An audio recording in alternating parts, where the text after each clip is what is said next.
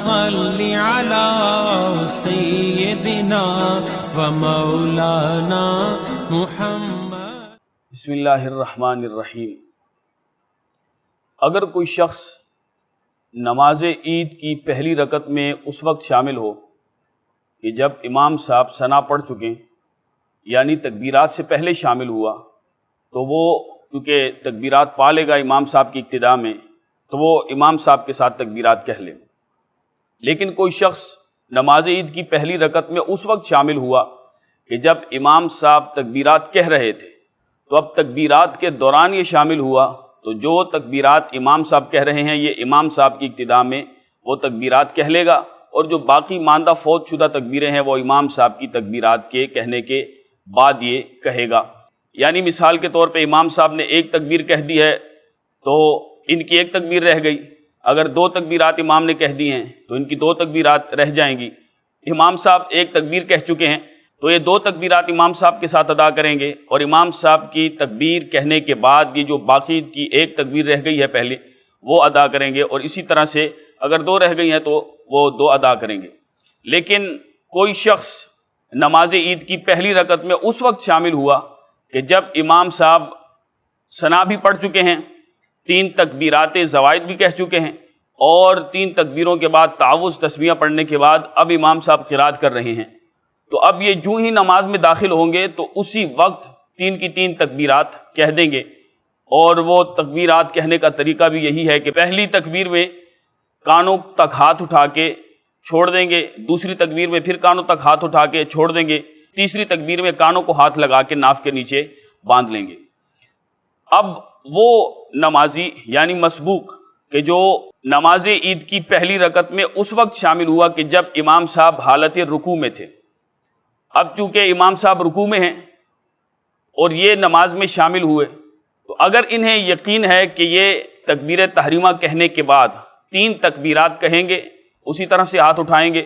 جو کہ نماز عید کا طریقہ ہے اور نماز عید کے طریقے میں بیان بھی کیا جا چکا ہے، تو اس کے بعد یہ تکبیر انتقال کہتے ہوئے امام صاحب کے ساتھ رکوع میں شامل ہو جائیں گے، تو اب تو یہ کھڑے کھڑے تین تکبیرات کہہ دیں، لیکن انہیں یقین ہے اور معلوم نہیں کہ امام صاحب کس وقت رکوع میں گئے تھے۔ اگر میں تکبیرات کہوں تو امام صاحب رکوع سے سر اٹھا لیں گے، رکوع سے واپس قومے کی طرف پلٹ آئیں گے، تو لہٰذا میری رکعت رہ جائے گی۔ اس صورت میں یہ تکبیر تحریمہ سیدھے کھڑے ہو کر کہیں، کیونکہ سیدھا کھڑا رہ کر تکبیر تحریمہ کہنا یہ انتہائی ضروری ہے۔ اگر کسی نے اتنے جھکے ہوئے عجلت جلدی کی وجہ سے اتنا جھکتے ہوئے تکبیر تحریمہ کہی، ان کے ہاتھ گھٹنوں تک پہنچ گئے، تو اس صورت میں ان کی نماز شروع ہی نہیں ہوئی۔ تو اس پہ بہت زیادہ ہر نماز میں خیال کیا جائے۔ بہرحال تکبیر تحریمہ سیدھا کھڑا رہ کر ادا کی جائے، اور اس کے بعد بغیر ہاتھ باندھے تکبیر انتقال کہتے ہوئے امام صاحب کے ساتھ رکوع میں شامل ہو جائیں۔ اب اس میں ایک صورت تو یہ ہے کہ امام صاحب کے ساتھ یہ تو رکوع میں شامل ہو گئے تو وہیں تین تکبیرات رکوع میں ہی کہہ دیں گے اور یہاں ہاتھ نہیں اٹھائیں گے۔ اگر نمازی اسی طرح سے امام صاحب رکوع میں ہیں اور نمازی عید کی پہلی رکعت میں شامل ہوا اس وقت کہ امام صاحب رکوع میں تھے، تو اب یہ امام صاحب کے ساتھ رکوع میں تو شامل ہوئے، لیکن ان کی تین تکبیرات مکمل نہ ہوئی تھی کہ امام صاحب نے رکوع سے سر اٹھا لیا، تو اب یہ امام صاحب کی ابتدا میں یہ واپس پلٹ آئیں گے اور یہ باقی تکبیرات نہیں کہیں گے، اور باقی تکبیرات ان سے ساقط ہو جائیں گی، معاف ہو جائیں گی۔ اب اگر نمازی نماز عید میں اس وقت شامل ہوا کہ جب امام صاحب پہلی رکعت کا رکوع کر چکے تھے، یہ رکوع کے بعد شامل ہوئے، چاہے پہلی رکعت کے دو سجدوں میں سے کسی سجدے میں شامل ہوئے یا دوسری رکعت کی ابتدا میں شامل ہوئے، تو یہ دوسری رکعت امام صاحب کے ساتھ تو پا لیں گے، لیکن اگر یہ امام صاحب کو رکوع میں پائیں تو اب اس صورت میں وہی تمام صورتیں ذہن میں رکھتے ہوئے تمام تکبیرات کہی جائیں گی۔ ایسا نمازی یعنی مسبوق کہ جو بعد میں امام صاحب کے ساتھ نماز عید میں شامل ہوا، اس وقت شامل ہوا کہ جب امام صاحب دوسری رکعت کا رکوع کر چکے تھے، یعنی ان سے دونوں رکعتیں فوت ہو چکی ہیں، اور دوسری رکعت کے رکوع کے بعد کسی سجدے میں یا امام صاحب کے ساتھ تشہد میں یہ شامل ہوئے، تو اب یہ اپنی چونکہ ان سے دونوں رکعتیں فوت ہو چکی ہیں تو امام صاحب کے سلام پھیرنے کے بعد یہ ادا کریں گے۔ اگر ایک رکعت فوت ہوئی ہے اور ایک رکعت یعنی دوسری رکعت انہوں نے امام صاحب کے ساتھ ادا کر لی ہے،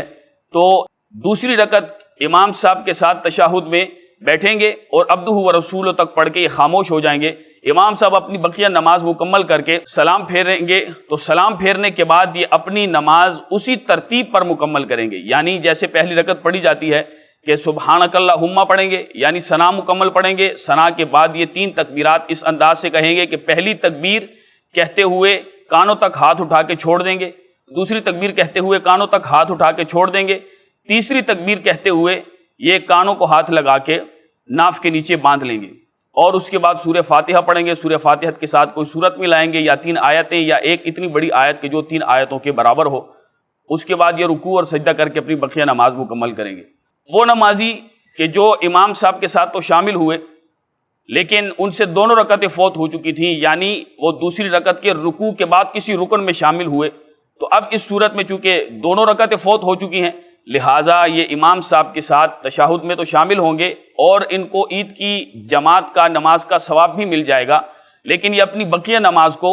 اسی ترتیب پر سیدھی ترتیب پر مکمل کریں گے، عبدہ و رسولہ تک پڑھ کے خاموش ہو جائیں گے، اور امام صاحب کے سلام پھیرنے کے بعد یہ جب کھڑے ہوں گے تو اسی ترتیب پر اپنی نماز ادا کریں گے، پہلی رکعت اور پھر اسی طرح سے دوسری رکعت۔ اللہم صلی علی سیدنا و مولانا محمد